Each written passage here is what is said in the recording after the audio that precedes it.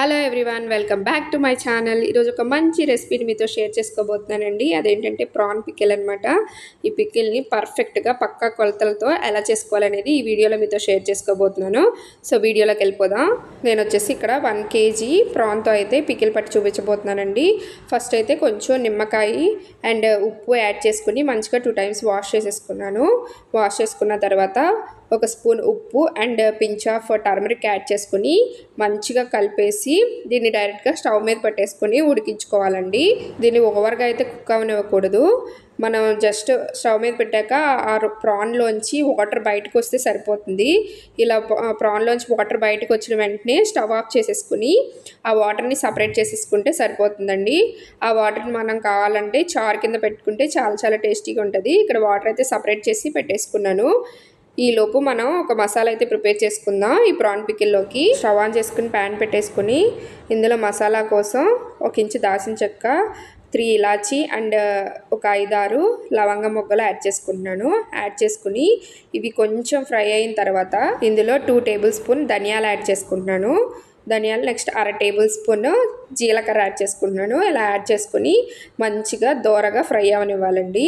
ఇక్కడ చూడండి మంచిగా క్రిస్పీగా ఫ్రై అయినాయి అనమాట. ఇలా ఫ్రై అయిన తర్వాత స్టవ్ ఆఫ్ చేసేసి అవి చల్లారిన తర్వాత మిక్సీ జార్కి వేసేసుకొని మంచిగా పౌడర్ చేసి పక్కన పెట్టుకోవాలి. నెక్స్ట్ అదే ప్యాన్లోకి నేను ఇక్కడ 1 కప్ వరకు ఆయిల్ యాడ్ చేసుకుంటున్నాను. నేను ఇక్కడ వచ్చేసి వేరుశనగ నూనె అయితే తీసుకున్నానండి. ఆయిల్ హీట్ అయిన వెంటనే మనం ఉడికించి పక్కన పెట్టుకున్నాం కదండి ప్రాన్, ఆ ప్రాన్స్ని ఇందులో యాడ్ చేసేసుకుని మంచిగా గోల్డెన్ బ్రౌన్ కలర్ వచ్చే వరకు ఫ్రై చేసుకోవాలి. మంచిగా కలుపుకుంటూ అడుగంటనివ్వకూడదు. సో ఇది మనం వేరుశనగ నూనె యాడ్ చేసాం కదా, అది పొంగుతూ ఉంటుంది ఆయిల్. మంచిగా కలుపుకుంటూ గోల్డెన్ బ్రౌన్ కలర్ వచ్చే వరకు ఫ్రై చేసుకోవాలి. ఇక్కడ చూపిస్తున్న చూడండి మంచిగా ఫ్రై అయిపోయింది. ఓవర్గా ఫ్రై అవనివ్వకూడదండి. ఓవర్గా ఫ్రై అయిపోతే చట్నీలోకి వెళ్ళేసరికి గట్టిగా అయిపోతుంది పీస్ అనేది. సో ఇలా కొంచెం లైట్ గోల్డెన్ బ్రౌన్ కలర్ వచ్చే వరకు ఉంచితే సరిపోతుంది. ఇలా ఫ్రై అయిన వెంటనే అది తీసి పక్కన పెట్టేసుకుంటున్నాను. ప్రాన్ తీసి పక్కన పెట్టుకున్నాక నెక్స్ట్ అదే ఆయిల్లోకి నేను కరివేపాకు అనేది యాడ్ చేసుకుంటున్నానండి. ఈ కరివేపాకు అనేది మంచి ఫ్లేవర్ అండ్ టేస్ట్ని యాడ్ చేస్తుంది. ఖచ్చితంగా కరివేపాకు అయితే స్కిప్ చేయకండి. కరివేపాకు యాడ్ చేసుకుని మంచిగా ఇది కొంచెం ఫ్రై అయిన తర్వాత ఇందులో 2 టేబుల్ స్పూన్ అల్లం వెల్లుల్లిపాయ పేస్ట్ అయితే యాడ్ చేసుకుంటున్నాను. ఇలా యాడ్ చేసుకుని ఇందులో నాకు కొంచెం ఎక్కువ గ్రేవీ కావాలనుకున్న వాళ్ళు 2 ఎల్లుల్లిపాయలని వలుచుకుని మంచిగా కచ్చాపచ్చగా దంచుకుని యాడ్ చేసుకుంటే మంచిగా గ్రేవీ అనేది మనకి యాడ్ అవుతుంది అనమాట. సో అందుకు గ్రేవీ కోసం నేను ఇక్కడ 2 ఎల్లుల్లిపాయలని వలుచుకుని మంచి కచ్చపచ్చగా దంచుకుని ఇందులో యాడ్ చేసుకుంటున్నాను. ఇలా యాడ్ చేయడం వల్ల మన ఫ్లేవరు బాగుంటుంది. నెక్స్ట్ గ్రేవీ అనేది థిక్గా వస్తుంది అనమాట. చాలా చాలా బాగుంటుంది.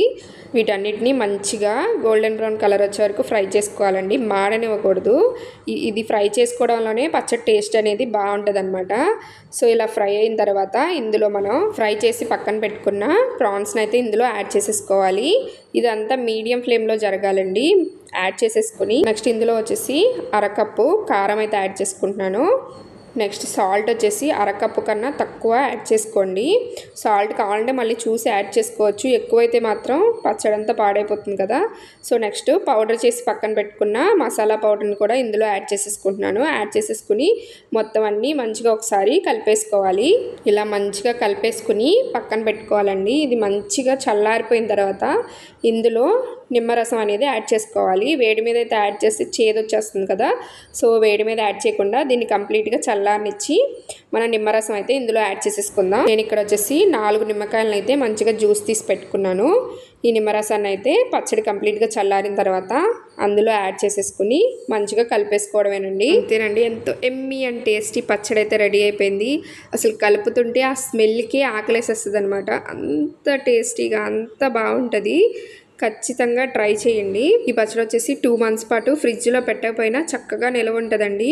అంతకు మించి నిల్వ ఉంచుకోవడం కూడా మనకి మంచిది కాదు. సో 1 month మ్యాక్సిమం 1 monthలో తినేస్తే మనకే మంచిది.